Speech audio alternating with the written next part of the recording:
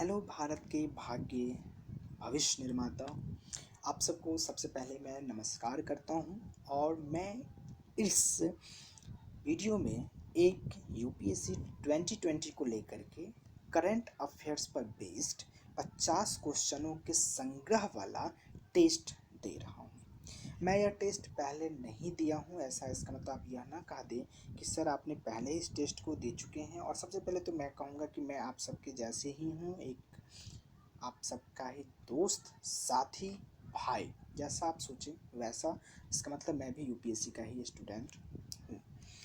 तो मैं कितने पानी में हूँ, मैं यह टेस्ट दे करके आपको भी बता रहा हूँ। मैं यह टेस्ट पहले नहीं दिया हूँ, मैं दोबारा कह रहा हूँ, आप सबके समक्ष हम इस टेस्ट को देने जा रहे हैं।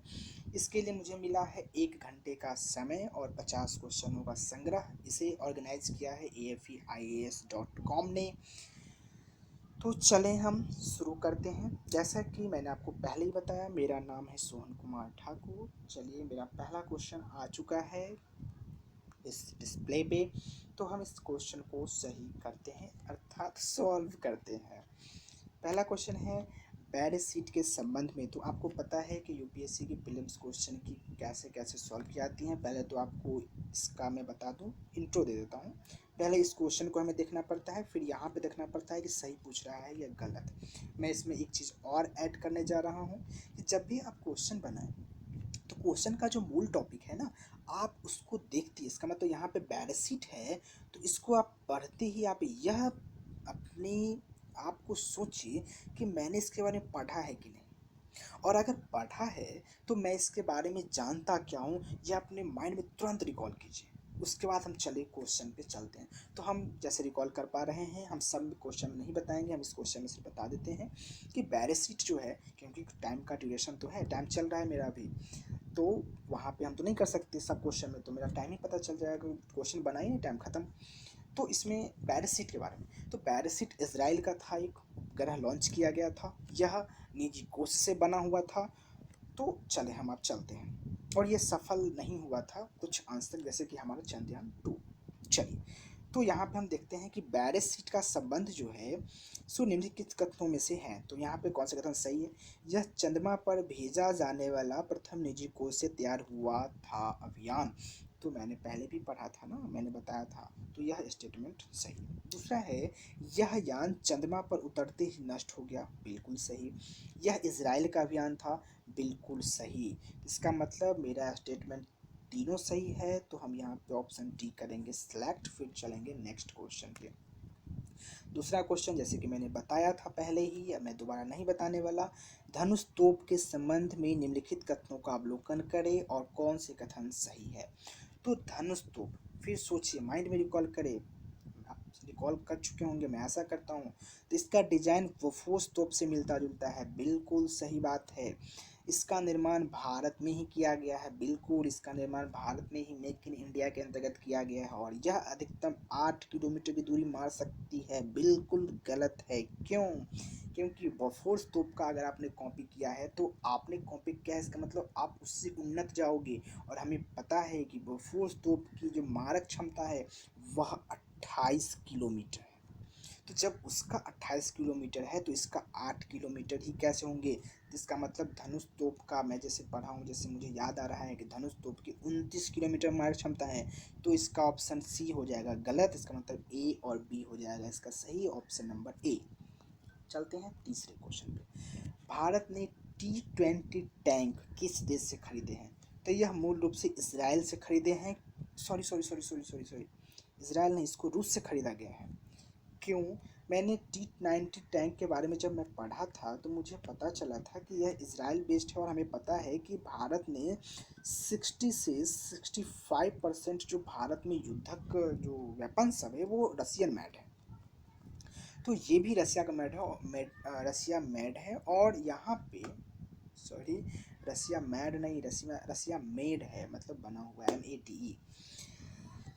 तो यहाँ पे इसका आंसर हो जाएगा रूस। और भारत में T-90 टैंक का नाम रखा गया है भीष्म, शायद रखा गया है भीष्म 2 करके रखा गया है, या पता मुझे याद नहीं है, लेकिन यहाँ पे मैं जानता हूँ कि यह रूस का है। चलिए, नेक्स्ट क्वेश्चन है, गोलन की पहाड़ियाँ के संबंध में निम्नलिखित कथनों का अवलोकन करें। तो गोलन हाइट आपको पता है यह इजराइल में है।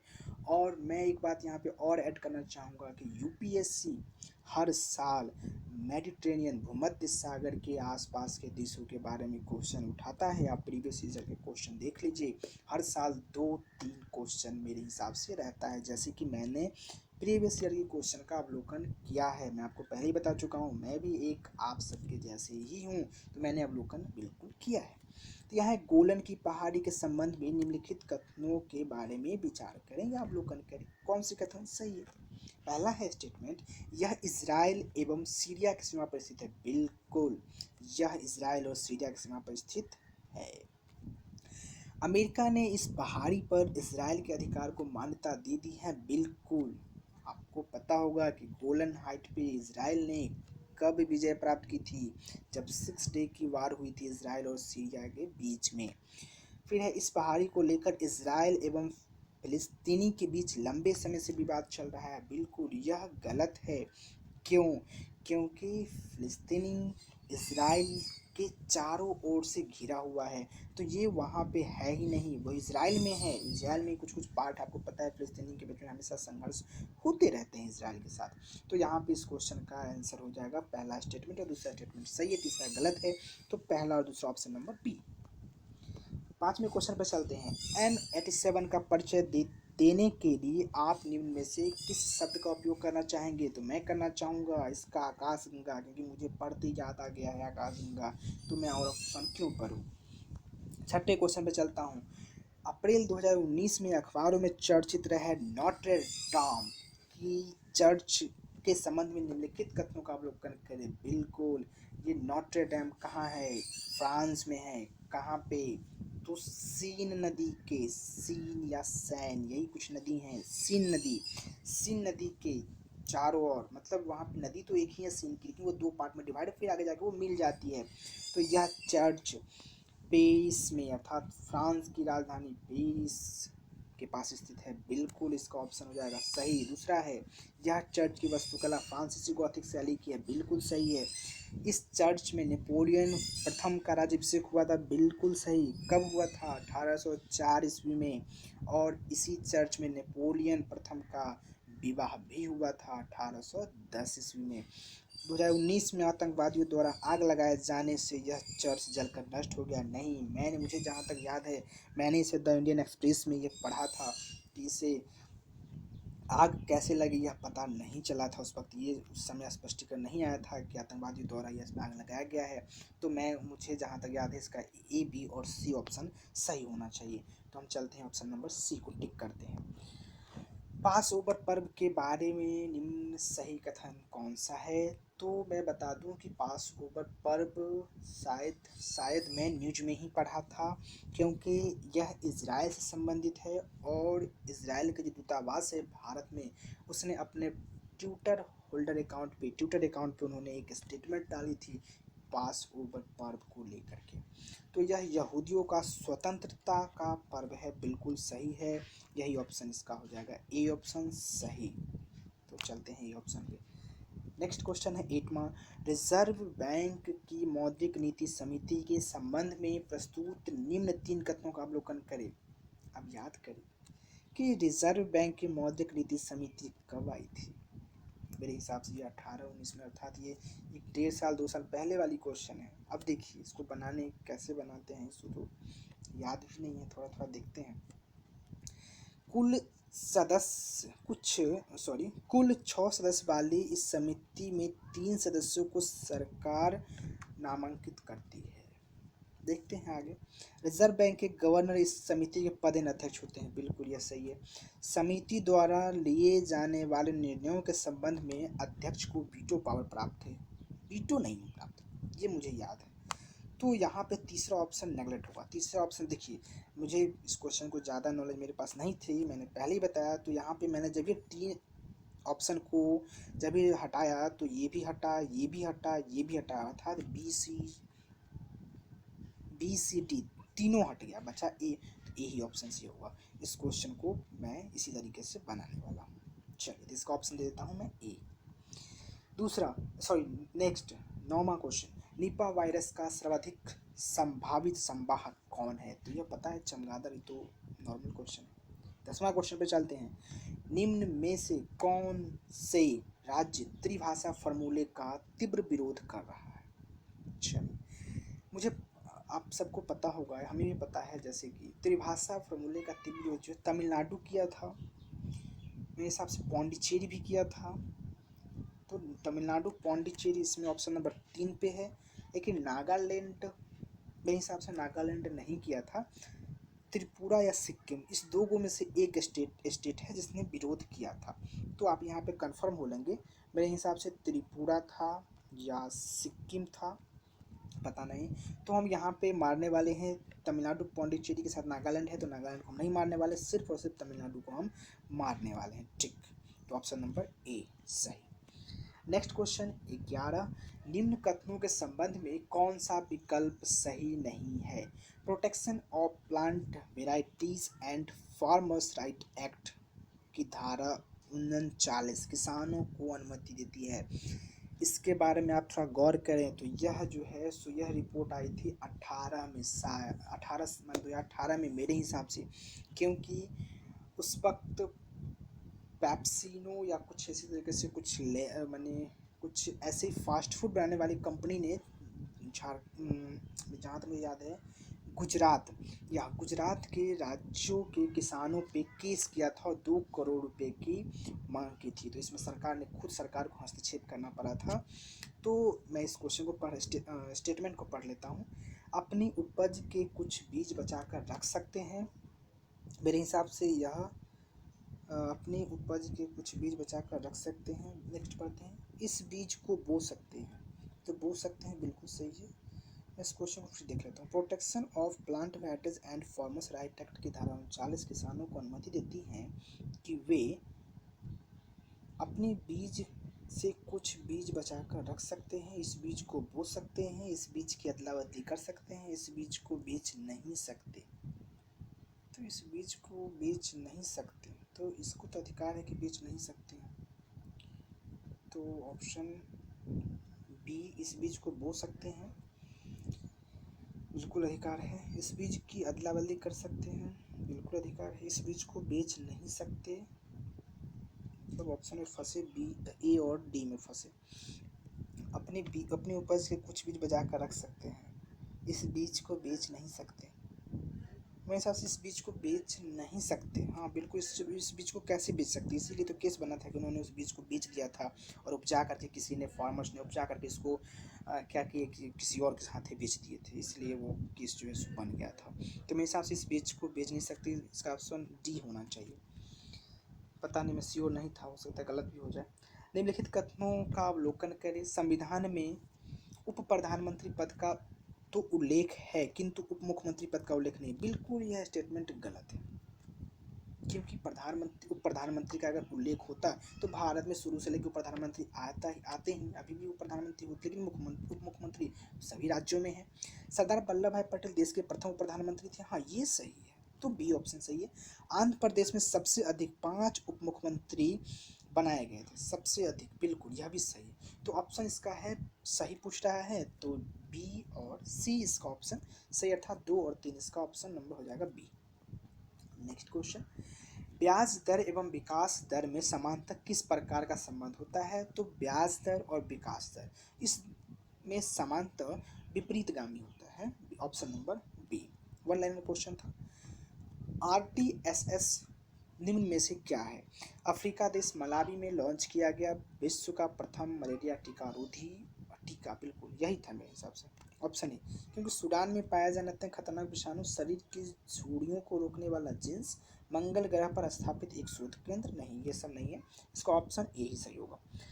निम्न, माफ़ कीजिएगा मैं कोई क्वेश्चन को फास्ट बना देता हूँ क्योंकि यहाँ पे टाइम चल रही है। अगर ये ऐसा हुआ, मैं टाइम से ज़्यादा भागा तो ये टेस्ट भी बंद हो जाएगा और मैं खुद भी अपने आप को टेस्ट ले रहा हूँ, तो मेरा भी समय सीमा के मद्देनजर मुझे भी चलना पड़ेगा अभी। तो आप सभी देखें, निम्न में से कौन सी सिफारिश PPP मॉडल के अध्ययन के लिए गठित विजय केलकर समिति की सिफारिश में शामिल नहीं थी। माफ़ कीजिएगा, हम इस क्वेश्चन को छोड़ रहे हैं क्योंकि मुझे जहाँ तक याद है कि पीपीपी मॉडल और विजय केलकर समिति, मैं इसमें पक्का कंफ्यूज कर जाऊँगा क्योंकि मैंने इसको स्पष्ट तरीके से इस क्वेश्चन को नहीं पढ़ा है, मतलब इसको मैंने डिटेल में नहीं पढ़ा है। तो इस क्वेश्चन को मैं छोड़ देता हूँ, आप इस क्वेश्चन को देख लें, आप इस क्वेश्चन को सॉल्व कर सकते हैं। मैं इसको छोड़ रहा हूँ फिलहाल क्या मैं इसको छोड़ ही रहा हूँ। अब मैं चलता हूँ 16 नंबर क्वेश्चन पे। किसान क्रेडिट कार्ड के संबंध में निम्नलिखित कथनों का अवलोकन करें। बिल्कुल, यह कार्ड मछुआरों और पशुपालनों को भी जारी किया जाता है। बिल्कुल यह स्टेटमेंट सही है। मैं आपको एक चीज़ और बता देता हूँ कि पशुपालन, आप कहेंगे किसान है, लेकिन मछुआरे जो यहाँ पे लिखा हुआ है ना, आप बोलेंगे आए भाई मछुआरे तो पशुपालन किसान, पशु माने मछुआरे तो किसान है ही नहीं। नहीं जी, 2 महीने पहले ये न्यूज़ में आई है कि मछुआरे को भी, बजट जब पेश हुआ था उस समय ये न्यूज़ में आई थी कि मछुआरों को भी अब किसानों की श्रेणी में रखा गया है। तो यहाँ पे यह जो ऑप्शन है, मतलब पहला, यह बिल्कुल सही है। दूसरा है इससे अधिकतम 3 लाख रुपए का ऋण प्राप्त किया जा सकता है, तो यह भी बिल्कुल सही है। समय पर ऋण का भुगतान करने पर ब्याज में 5% तक की छूट प्राप्त हो सकती है, तो यह भी बिल्कुल सही है। तो मेरे हिसाब से इसका ऑप्शन होना चाहिए, सही पूछ रहा है तो ABC अर्थात सी ऑप्शन। नेक्स्ट, जोनो बोट्स क्या है? आपको पता होगा कि यह एक जीवित रोबोट है। इसका ऑप्शन होगा बी। क्यों? क्योंकि अमेरिका ने इसको खोज किया है और इसे रोबोट में जो बनाया गया है वह रोबोट एक फ्रॉग, मेढक के साइज का, मेढक के शेप का दिखता है। यह जीवित रोबोट कहा जाता है, तो इसलिए ऑप्शन हो जाएगा बी। Next question. माफ़ कीजिएगा, मेरी आवाज़ थोड़ा लगता होगा ये वो, और मैं फर्स्ट टाइम वीडियो रिकॉर्ड कर रहा हूँ तो मेरी धड़कन भी तेज हो रही है। नेक्स्ट क्वेश्चन है, जल शक्ति मंत्रालय के संबंध में निम्नलिखित कथनों का अवलोकन करें। जल शक्ति मंत्रालय, जल संसाधन, नदी विकास और गंगा कायाकल्प मंत्रालय एवं पेयजल और स्वच्छता मंत्रालय, इन दोनों को पुनर्गठित करके यह मंत्रालय बनाया गया है। बिल्कुल सही बात है, लेकिन क्वेश्चन भी सही पूछ रहा है। चलिए, इसका प्राथमिक उद्देश्य सन 2024 तक समस्त कृषि योग्य भूमि को सिंचित करना है। समस्त कृषि योग्य भूमि को सिंचित करना है, इसमें थोड़ा डाउट है।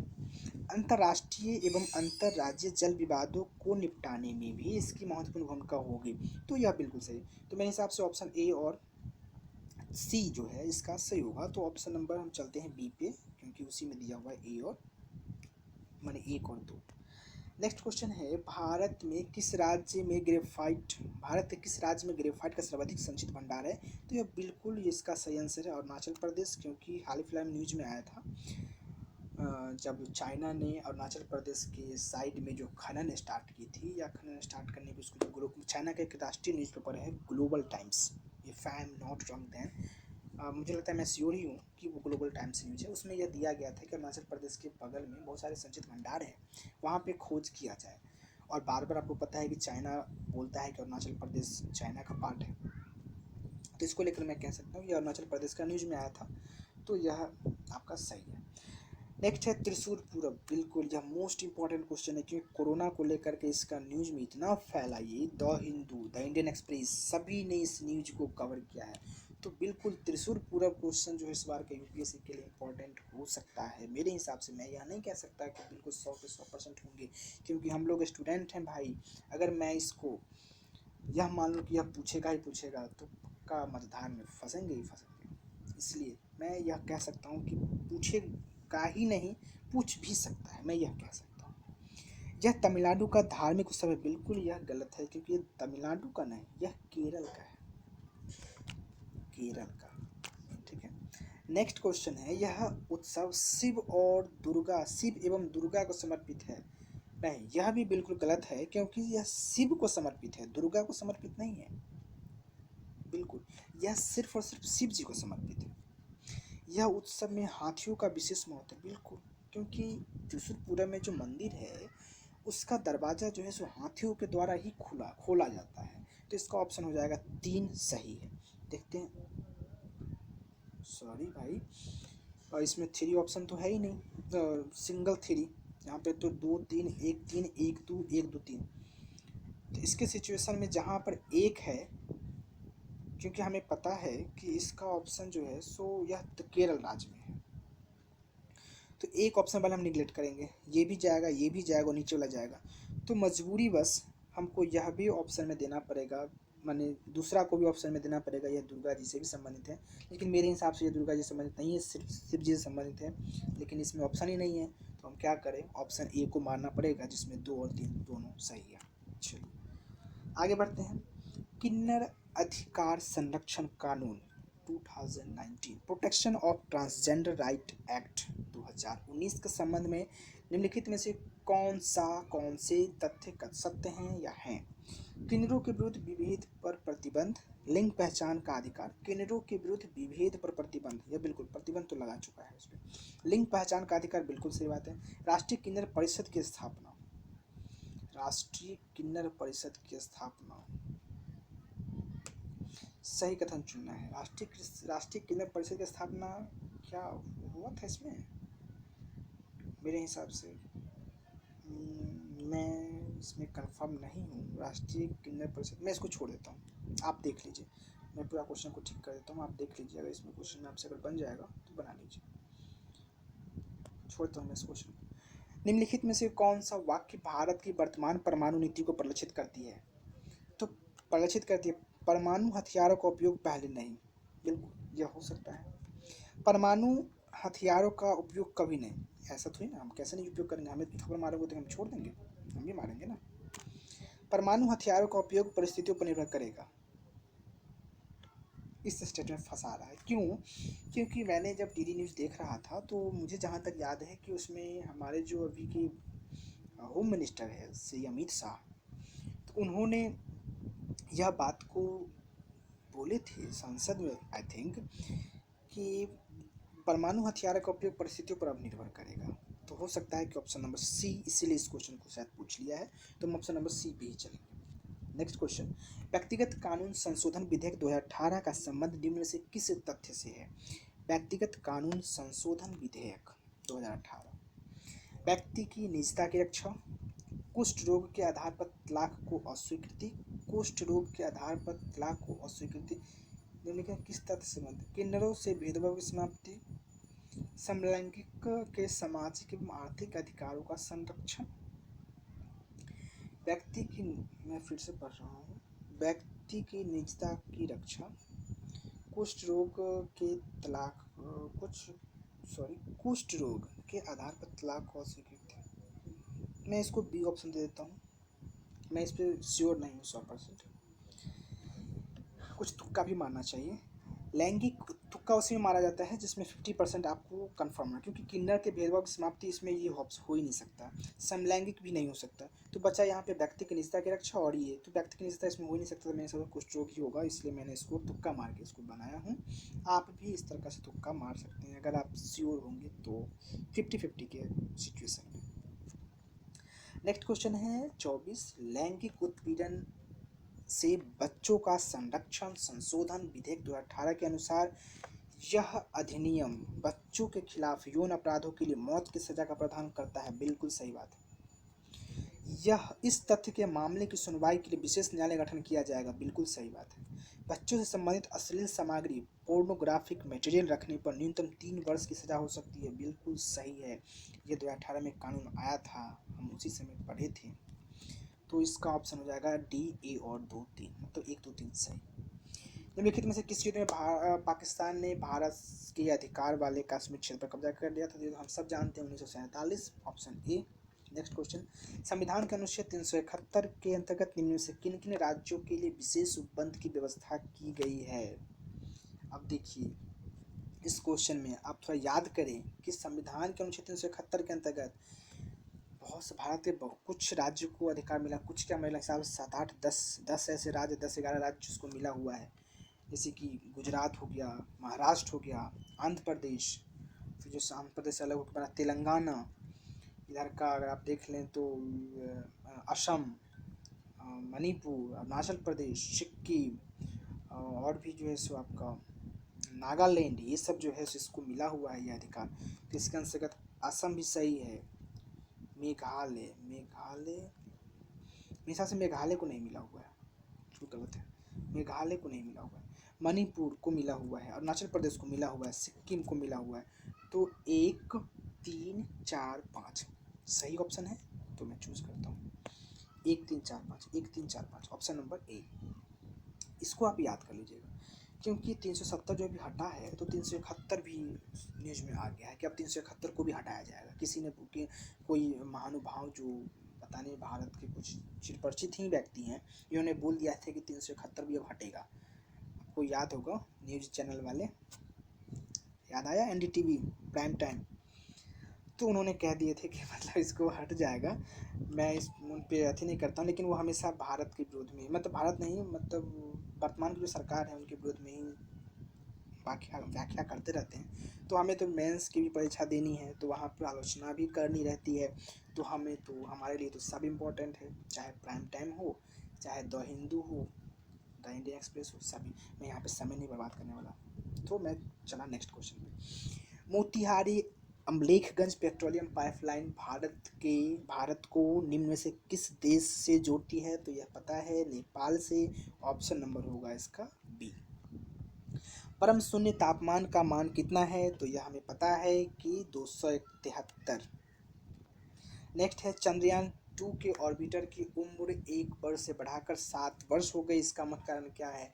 जब हम लोग शोक कर रहे थे कि चंद्रयान 2 इतना मतलब सोच के भेजे थे और वो ख़त्म हो गया, मतलब जो हो गया, तो उसमें रिपोर्ट आया था कि 95% जो है सो ये सफल रहा। वो क्यों?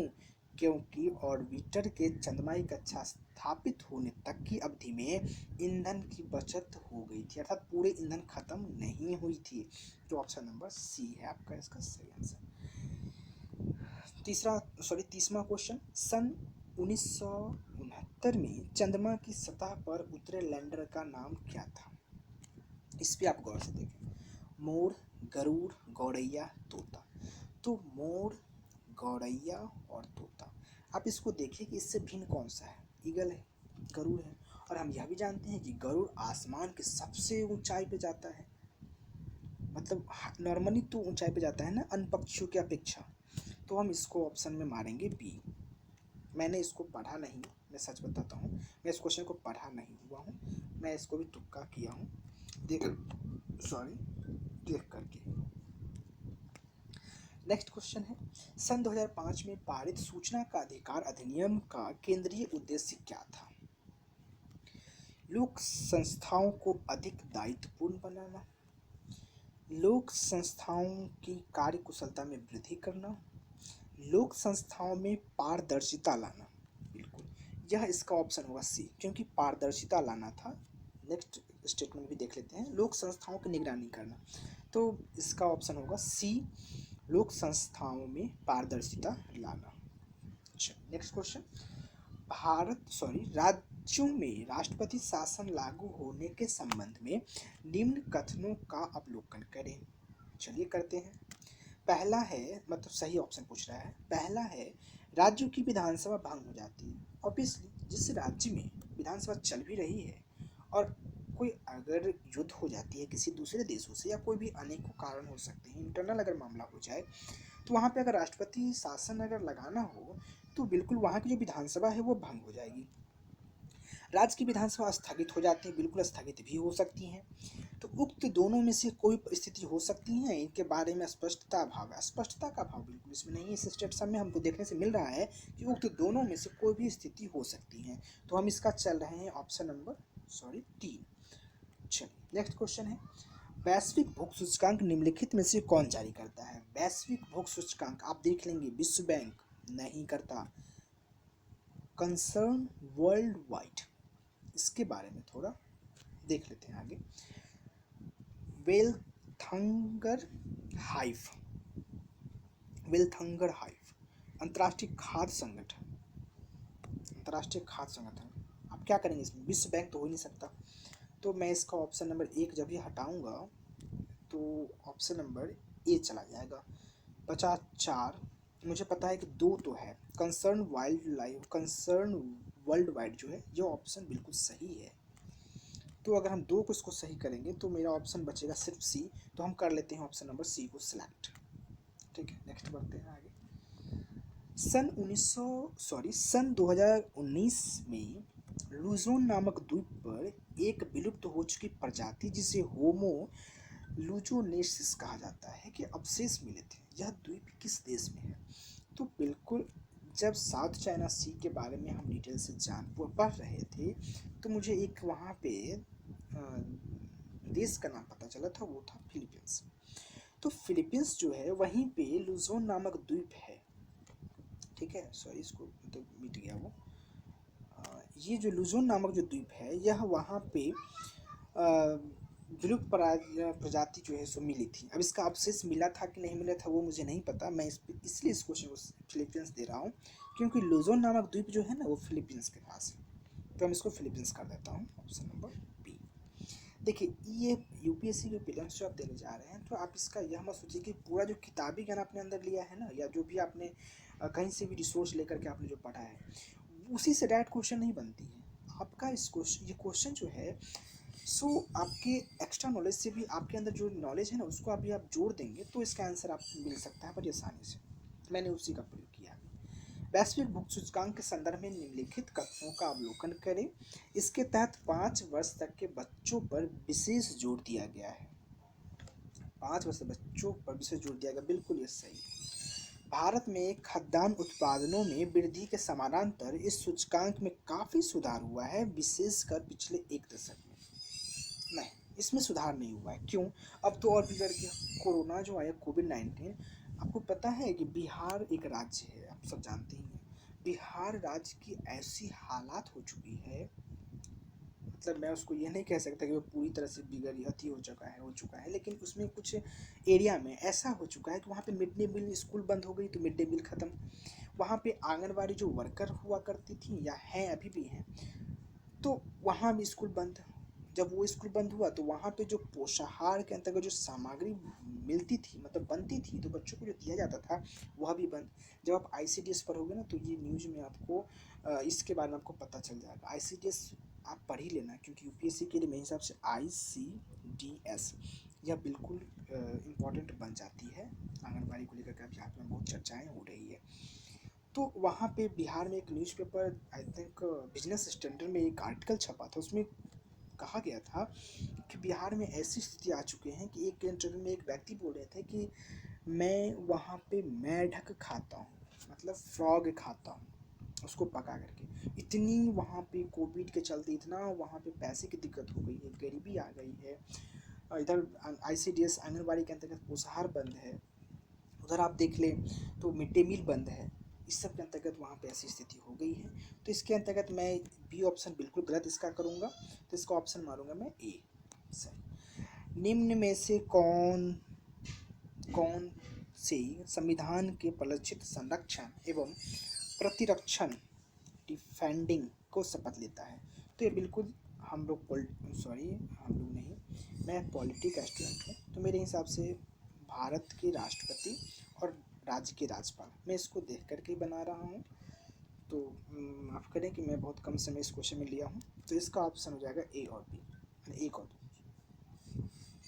सॉरी, इसमें 1-2 के साथ भी है कुछ, क्योंकि 1-2 ऑप्शन है ही नहीं।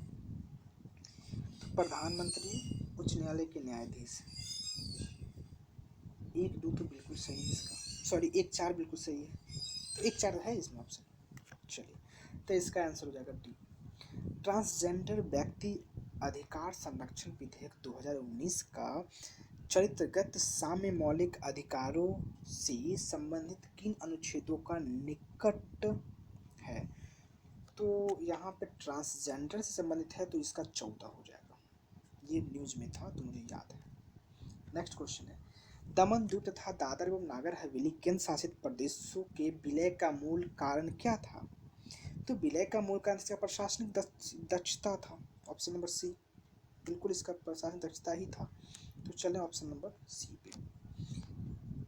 उक्त सभी भी हैं, सांस्कृतिक समानता, राष्ट्रीय सुरक्षा, दमन द्वीप दादर नगर हवेली केंद्र शासित प्रदेशों के विलय का मूल कारण क्या था?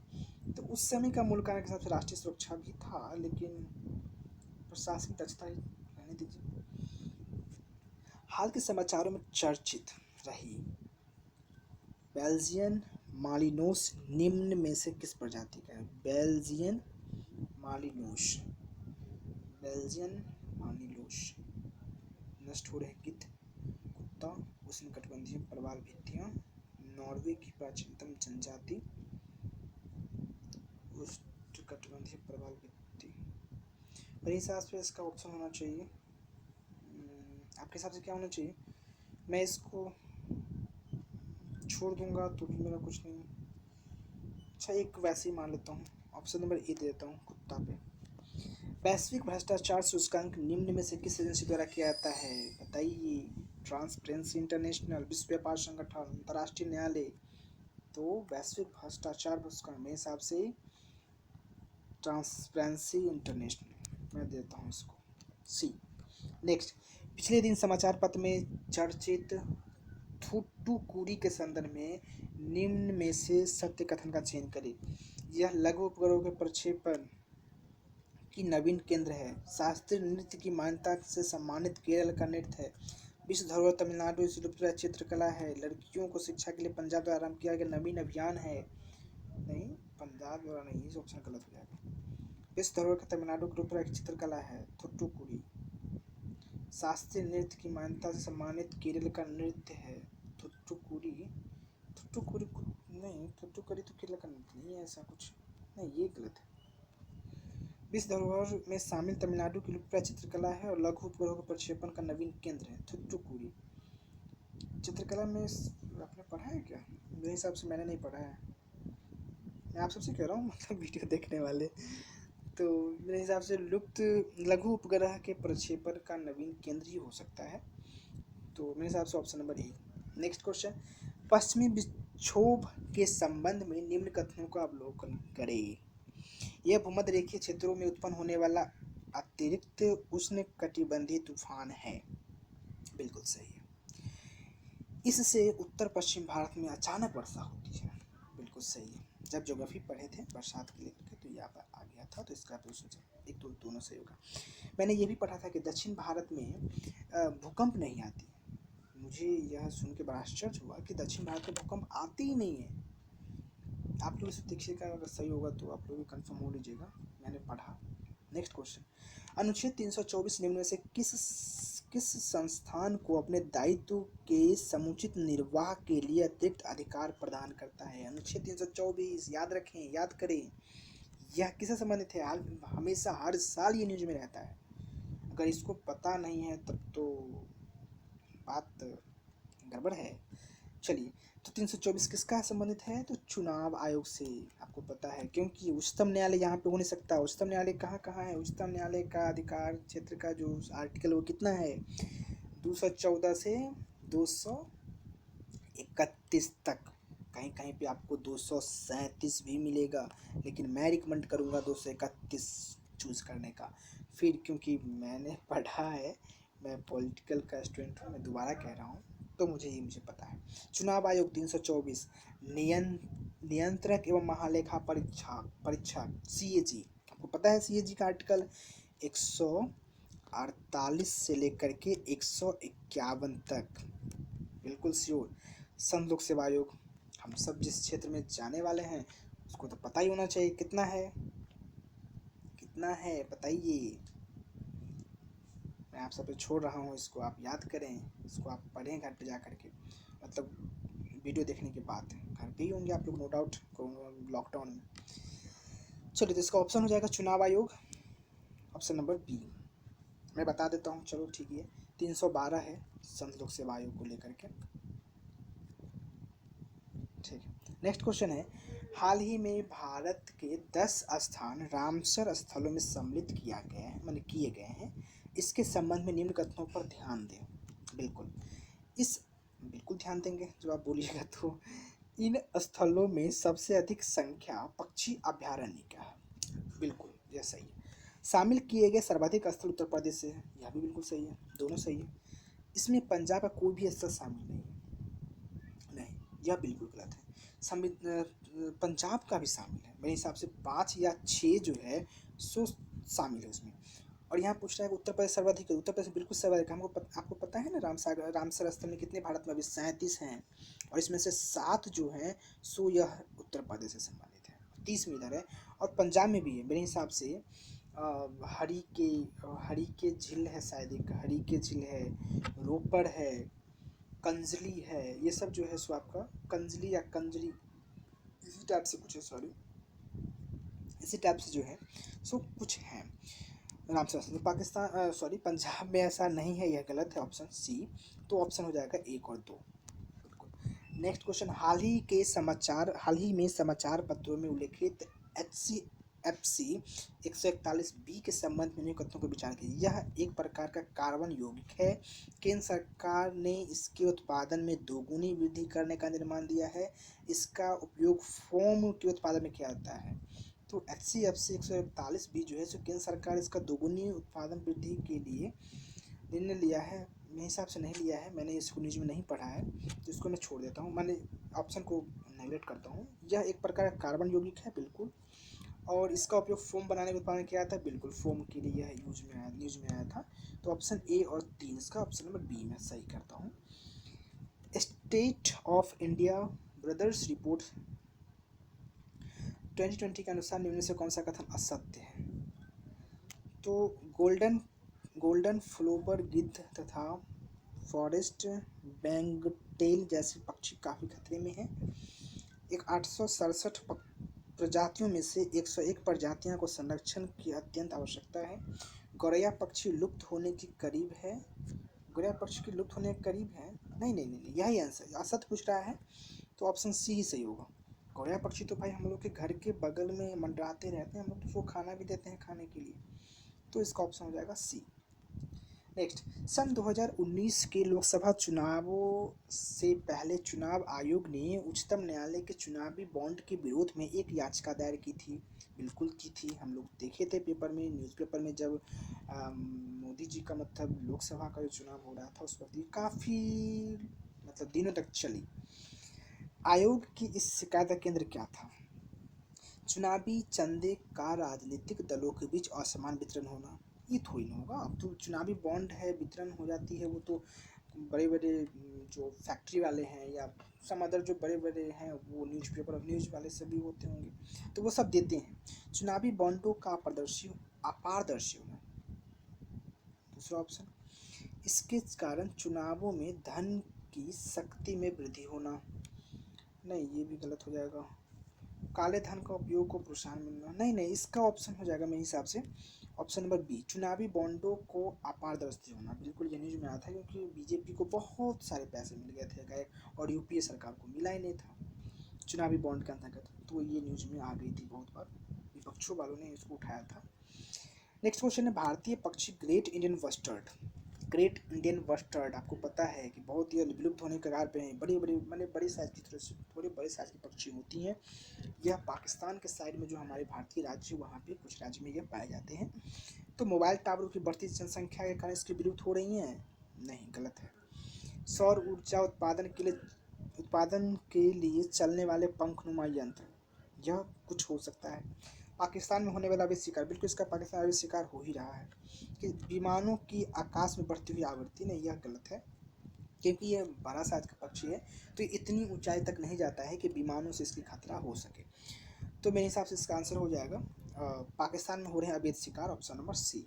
नेक्स्ट क्वेश्चन, निम्नलिखित कथनों में से कौन से कार्य किसान उत्पादन संगठन के कार्यों में शामिल है? किसानों को बीज, उर्वरक मतलब खाद एवं मशीनों की आपूर्ति सुनिश्चित करना, बिल्कुल सही ऑप्शन उत्तर चयन करना है। कृषि संबंधित प्रशिक्षण प्रदान करना, बिल्कुल सही।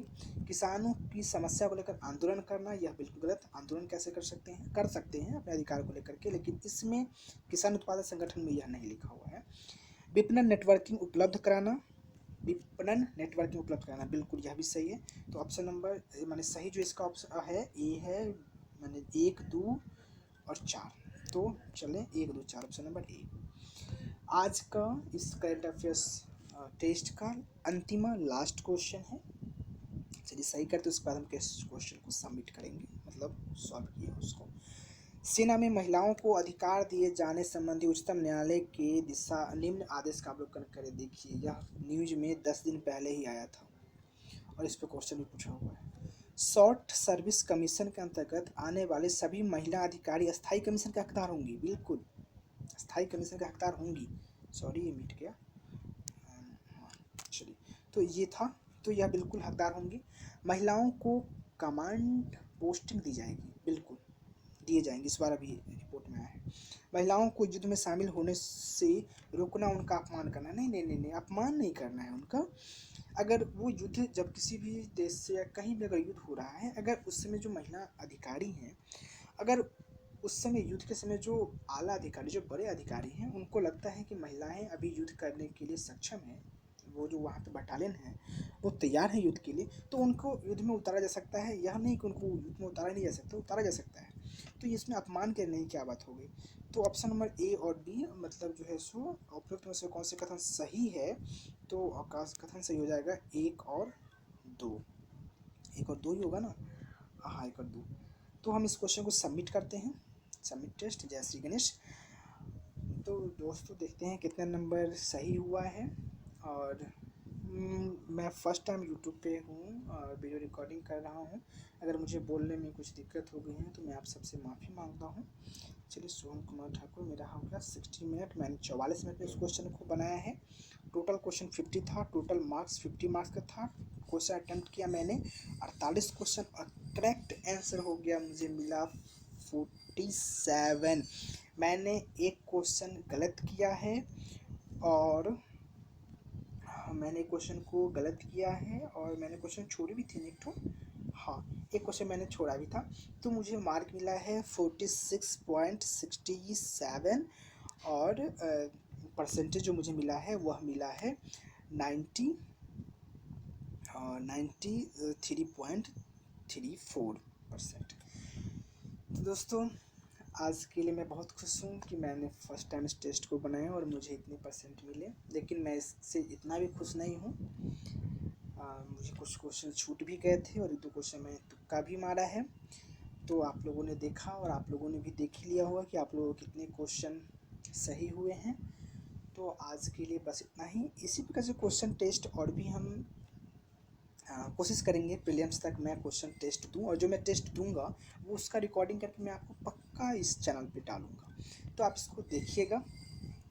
मुझसे कुछ गलती हो गई हो तो अपना छोटा भाई समझ करके या अपना फ्रेंड समझ करके आप सब माफ़ी कीजिएगा, माफ़ कीजिएगा। अगर अपना समझेंगे ना तो माफ़ करने की जो शक्ति होती है ना वो उत्पन्न हो जाएगी। तो आज के लिए बस इतना ही। धन्यवाद, नमस्कार, जय हिंद।